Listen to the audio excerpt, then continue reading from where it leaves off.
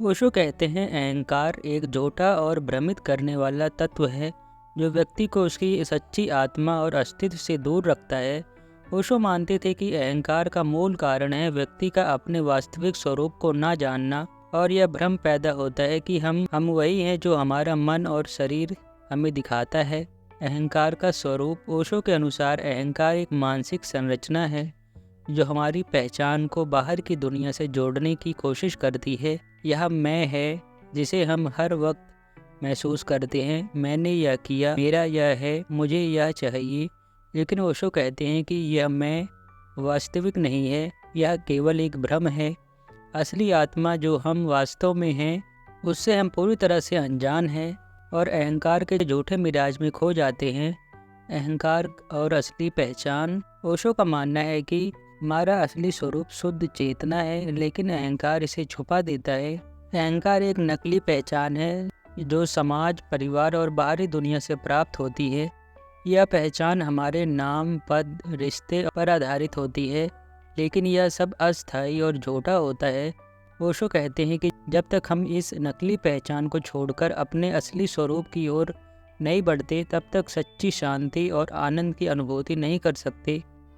अहंकार और social conditioning. Osho के अनुसार अहंकार समाज के द्वारा हम पर थोपा गया एक विचार है। जब एक बच्चा पैदा होता है तो उसमें कोई अहंकार नहीं होता। जैसे जैसे वह बड़ा होता है, समाज, माता पिता, स्कूल और धर्म उसे सिखाते हैं कि वह कौन है, उसे क्या करना चाहिए और उसे कैसे जीना चाहिए। यह सिखाई गई पहचान ही अहंकार का निर्माण करती है। ओशो कहते हैं कि यह कंडीशनिंग ही वह जाल है जिसमें व्यक्ति फंस जाता है और अपने असली स्वरूप को भूल जाता है, और अहंकार का परिणाम बहुत ही घातक होता है। ओशो कहते हैं अहंकार के कारण व्यक्ति हमेशा दुखी और असंतुष्ट रहता है। अहंकार लगातार तुलना करता है दूसरों से, अपने से और अपने आदर्शों से। यह हमेशा अधिक पाने की कोशिश करता है, लेकिन कभी संतुष्ट नहीं होता। अहंकार हमें दूसरों के प्रति ईर्ष्या, क्रोध और घृणा की ओर ले जाता है, क्योंकि यह खुद को सबसे ऊंचा और सबसे महत्वपूर्ण समझना चाहता है। ओशो कहते हैं कि जब तक अहंकार है तब तक एक सच्ची शांति और प्रेम संभव ही नहीं है। अहंकार और प्रेम। ओशो का मानना है कि अहंकार प्रेम के मार्ग में सबसे बड़ी बाधा है। अहंकार दूसरों से हमेशा कुछ पाने की अपेक्षा करता है, जबकि प्रेम निस्वार्थ होता है। जब तक व्यक्ति अहंकार से भरा होता है तब तक वह व्यक्ति सच्चे प्रेम का अनुभव नहीं कर सकता। ओशो कहते हैं कि अहंकार प्रेम को स्वार्थी बना देता है और उसे एक लेन देन में बदल देता है। इसलिए सच्चा प्रेम तभी संभव है जब व्यक्ति अहंकार से मुक्त हो जाए।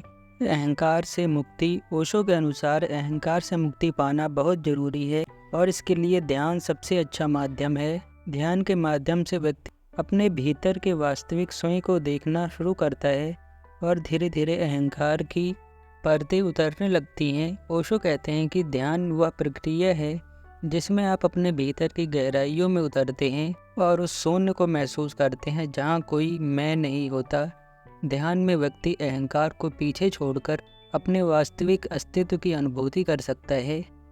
अहंकार और आत्मा की पहचान। ओशो के अनुसार अहंकार का टूटना ही आत्मा की पहचान की ओर पहला कदम है। जब व्यक्ति अहंकार को छोड़ता है तो वह अपने भीतर की अनंत शक्ति और प्रेम को महसूस करने लगता है। ओशो कहते हैं कि अहंकार से मुक्त होकर ही व्यक्ति अपने वास्तविक स्वरूप को जान सकता है। यह स्थिति शांति, आनंद और प्रेम से भरी होती है, जहाँ कोई प्रतिस्पर्धा, घृणा या ईर्ष्या नहीं होती। ओशो कहते हैं अहंकार का असली अंत तब होता है जब व्यक्ति मृत्यु की वास्तविकता को समझ लेता है। मृत्यु से अहंकार को बहुत डर लगता है, क्योंकि अहंकार अस्थायी है और ये जानता है कि मृत्यु इसे खत्म कर देगी। लेकिन जब व्यक्ति ध्यान के माध्यम से मृत्यु की वास्तविकता को स्वीकार करता है तो अहंकार का डर समाप्त हो जाता है। ओशो कहते हैं कि मृत्यु का स्वीकार ही अहंकार का अंत है और इसके बाद व्यक्ति सच्ची स्वतंत्रता का अनुभव कर सकता है। ओशो के अनुसार अहंकार एक झूठी और भ्रमित करने वाली स्थिति है जो व्यक्ति को उसके असली स्वरूप से दूर कर देती है। यह बाहरी कंडीशनिंग और मानसिक संरचना का परिणाम है जो व्यक्ति को हमेशा दूसरों से तुलना करने, स्वयं को महत्वपूर्ण साबित करने की कोशिश में लगा रहता है। धन्यवाद।